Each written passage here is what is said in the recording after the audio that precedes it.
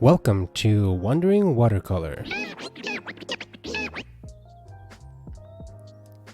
Today I'm painting a cute cat, and this is a paint along for the people that had purchased the watercolor coloring book that I made for the cat themed watercolor coloring book. And basically you could just follow along with how I make how I color and how I use the watercolor to color the page. You can do whatever you'd like. You could do your own thing, or you could just follow what I do. Either way is fine. And if you're interested in purchasing the book itself, it's in the description. I make everything by hand using lithographs. And let's get to painting. Okay, so this is the first page. This is the book itself. Basically, I make and package everything myself. And this is the watercolor pocket kit that I make. It comes with a little brush, and these are the colors in it. And that's the same brush that I'll be using. Except instead of using the reservoir in here, I do have a jar of water here on the side. I also have a mixing plate. This is simply just a porcelain soap dish, and it can be found literally at any store. And I always have a rag. This is just from like a cut up t-shirt. And yeah, let's get to painting. The very first thing is I'm gonna get some of this blackish grayish color, and then I'll also mix up some of the dark blue into it.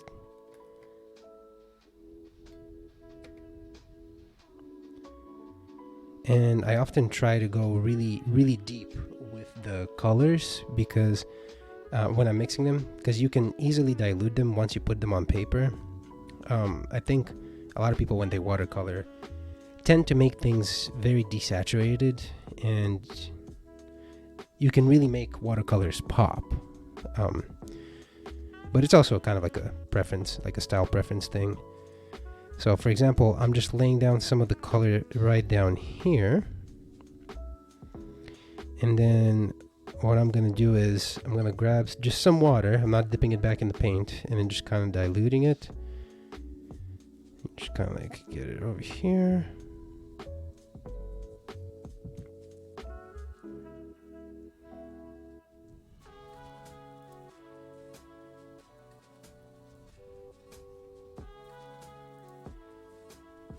Okay. And then the same for this side. Go right there, kind of diluted.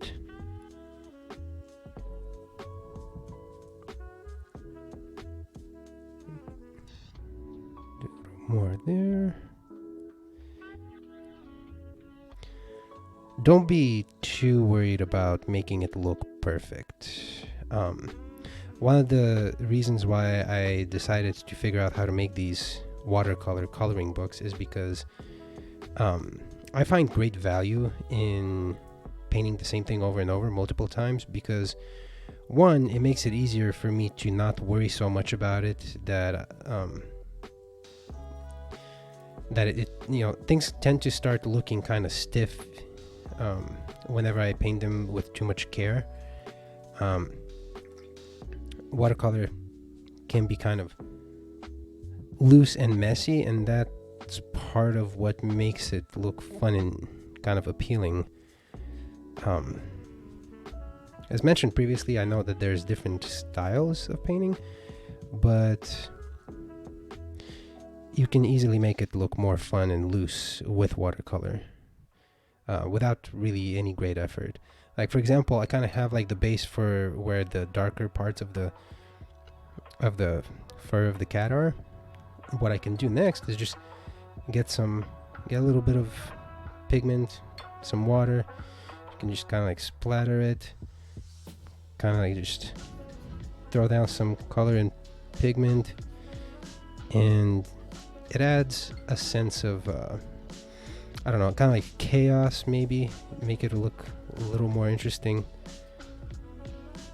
Too much obviously would make it look sloppy, but if you just kind of tastefully put in a little bit, it adds a lot.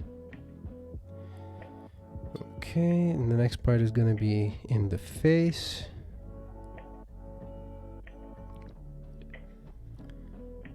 Going over the same.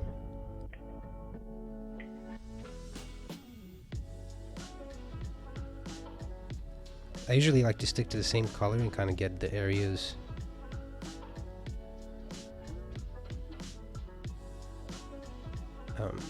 that are the same color, just get them all done, and then move on to the next color once I'm comfortable with having the base of that laid down.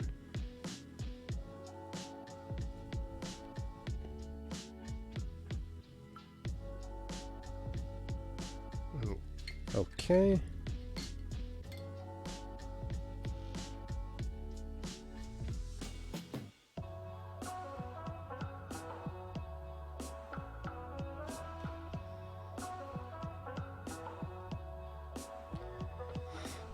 Now this cat has a little bit of orangish, yellowish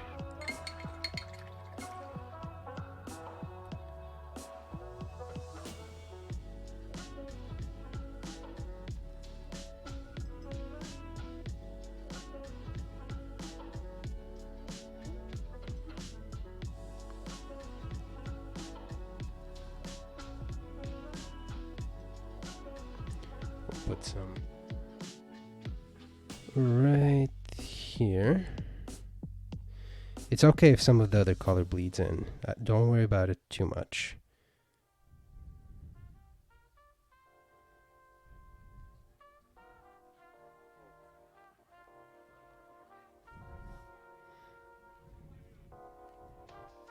It's okay if you just want to put a little bit in other parts of the fur, that's fine. You can honestly just use any colors. This is just to kind of give you like a starting point. You don't have to make it exactly how I make it, but just to give you kind of an idea of what you can do with the colors, with the watercolor.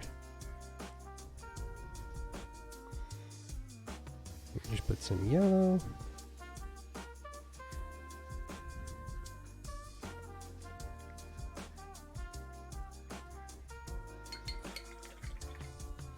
Okay.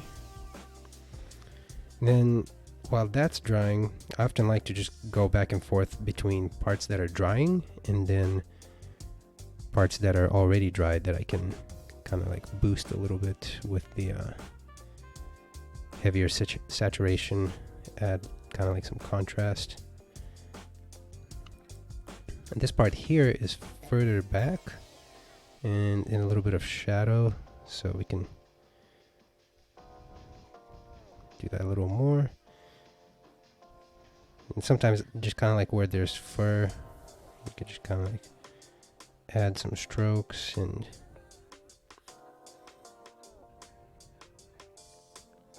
again, it doesn't have to be perfect. Don't stress out too much about it.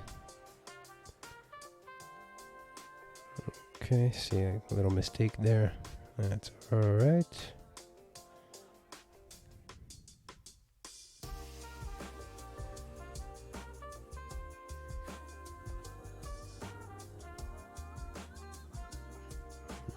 Okay, tail, make it a little darker on the bottom.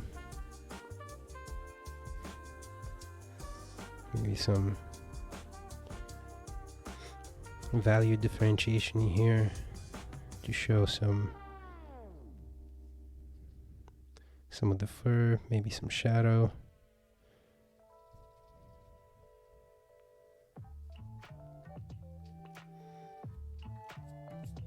And this part back here is pretty dry, so we can go in and do a little bit of that. And if you feel like you have too much, just wipe it off on your towel. slash rag, whatever you got available. Okay.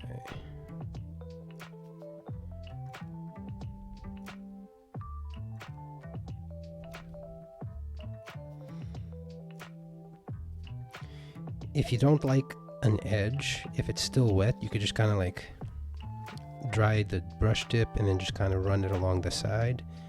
That way you can kind of make it gradate a little bit into the other values, and it makes it look softer. I think it's a good mix to have some softer and then some harder edges. It just makes the overall thing look much more interesting. So next I'm going to mix the pinkish orangish part of the ears and the nose. So what I will do for that is some red, some orange, and then kind of put it to the side here and put a little bit of white, and that looks close enough. The thing about watercolor that you have to remember is it always dries lighter. So we just throw some of that, put that in there, some on the nose.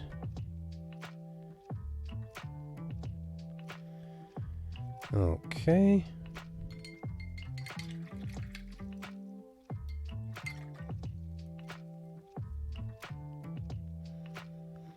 Okay, so far so good. Now I'm just gonna get the black.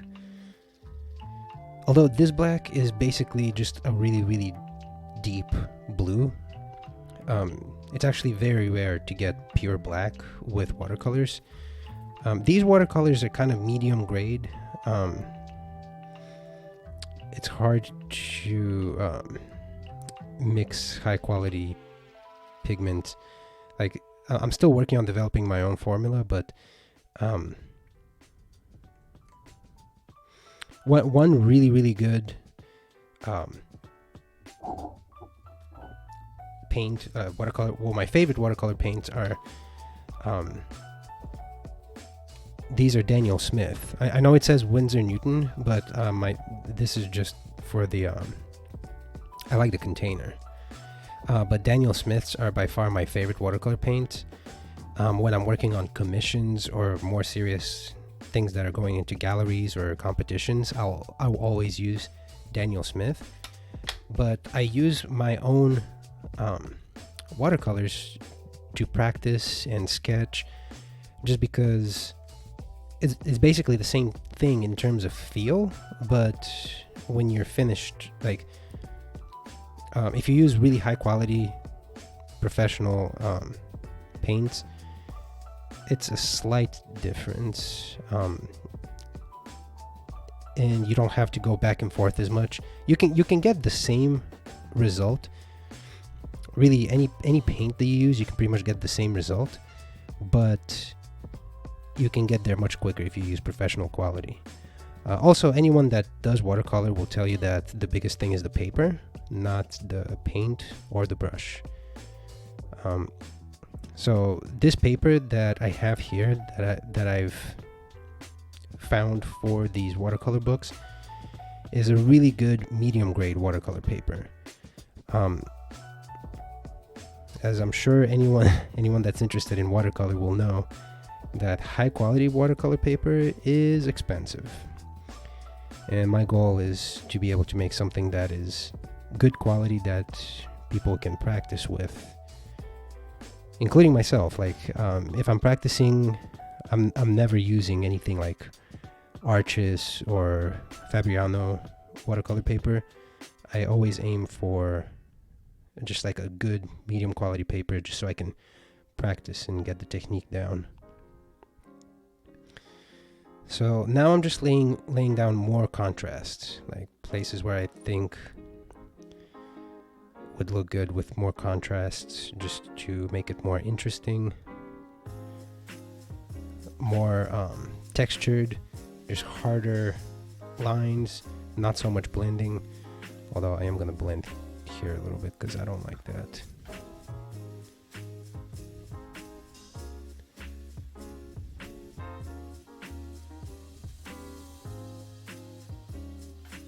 There we go, that's better.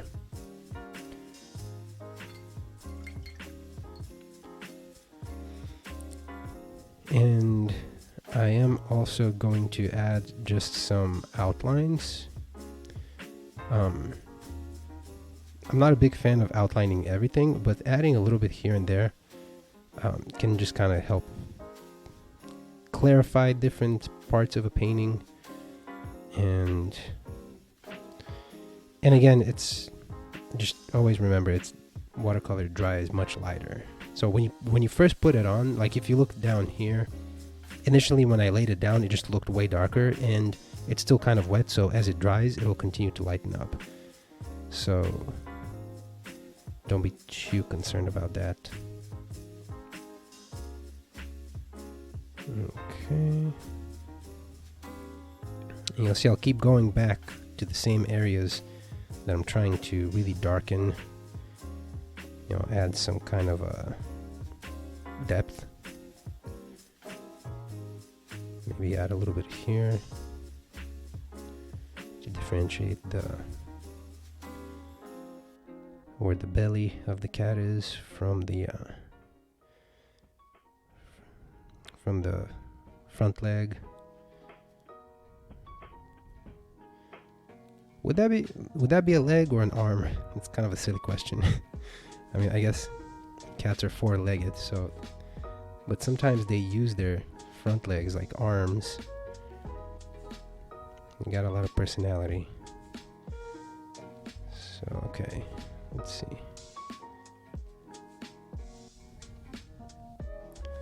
So I'm comfortable with how that's looking so far. As the area down here is drying, next I'll do a small repeat. Maybe just add a little more pigment into it, maybe a little redder, make it a little more reddish up here where the ears are. Not too much, just subtle, but enough to give an idea of depth. You know, because the ear kind of swoops in, and so that's kind of the intention here. Also, maybe a little bit on the nose, just to show where the light is coming from, just a little, kind of like a little shadow. Don't worry if it looks a little dark, it will, you'll hear me say that a lot, it's just, it'll dry lighter. Now for the eyes. The eyes are going to be tricky. The eyes of this cat are pretty much yellow, so I'm just gonna go straight for the bright yellow here. There we go. Okay, so I go in and I do that, and go kind of slowly. Don't worry about doing it quick, just take your time.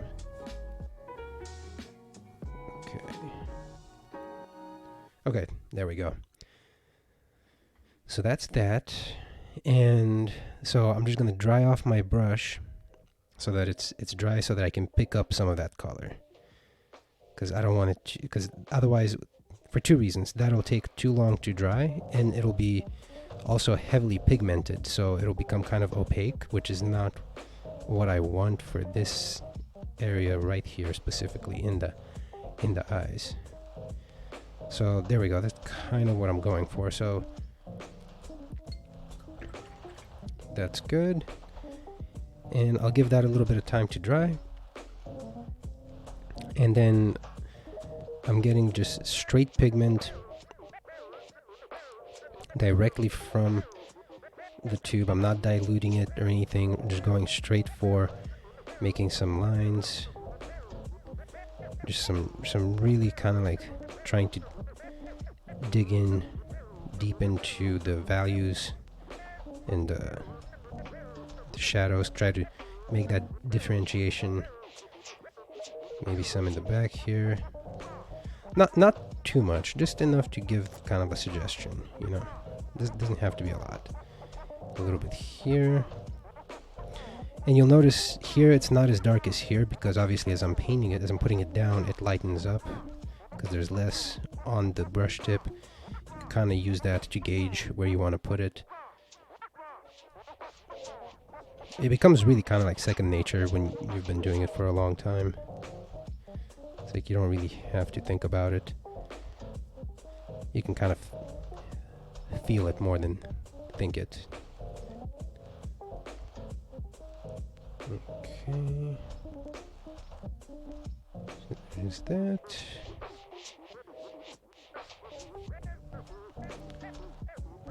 Okay, that was good. Happy with that. Now with these brushes, you can get a pretty okay point. What I usually will have is I have a scrap piece of paper. I usually always will have a scrap piece of paper, and I highly recommend you do that too. Just have one on the side, and it doesn't have to be watercolor paper. It can actually be anything, just because you want to be able to maybe like get some strokes just for practice. Okay, so that's good. That's kind of what I'm gonna be doing right here. Try to get like a thin stroke for the mouth, kind of like point out where that is, because it's kind of faded. When I make these prints, I purposely make them to look like a pencil, so that you can just go in and paint with the watercolor right on top of it. By the time you're done, you don't have to worry about the pencil lines distracting from the finished piece. And you can leave some of them, like obviously I'm going to leave some in here for the fur. You don't have to cover up all of them, because that's also part of the aesthetic. Okay, so now this is pretty dry here where the eyes are, so I'm just gonna go in with this black, just straight with the black or really deep blue, and then just go right there. And just get some more. And if you feel like there's too much on it, just go back to your scrap piece, brush it off, and then go in.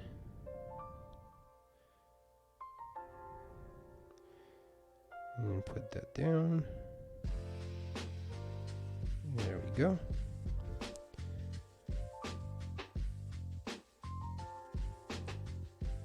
So that's pretty much it. I mean, from this point, you can kind of go in and add whatever you'd like.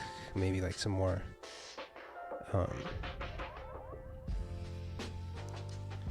contrast.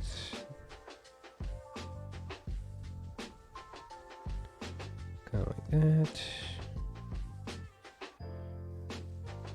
And this coloring book, the Cats one, is less complicated, much easier. I do have more complicated ones like scenery and people, but this is a really good starter, because almost all of these just have like 2 or 3 colors.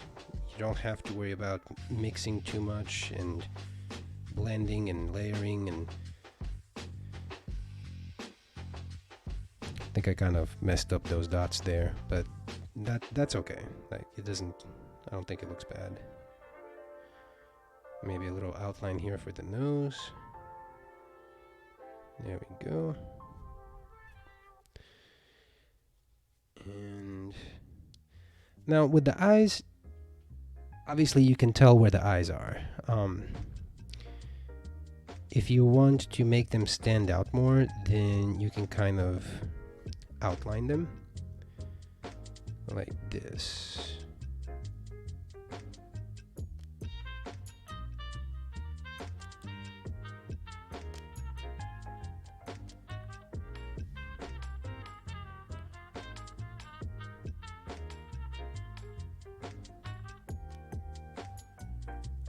Just ever so gently. There we go.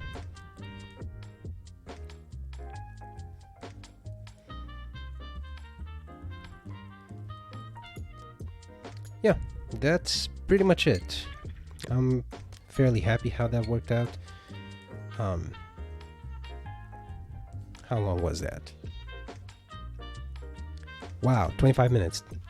Well, yeah, that's pretty much it.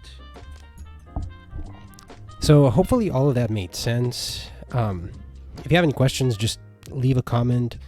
I'll be happy to answer it. Or just reach out to me, email me. All of the info will be in the description. If you want to purchase one of these coloring books. Wow, that is bright. You can't really even tell. It looks like I'm holding up a blank page. Jeez. Anyway, yeah, basically,